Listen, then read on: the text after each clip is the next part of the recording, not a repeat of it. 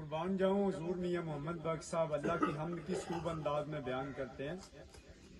अव्वल हम्द सना इलाही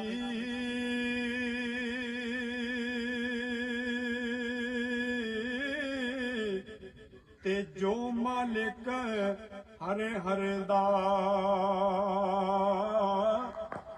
उसदा नाम सितारन वाला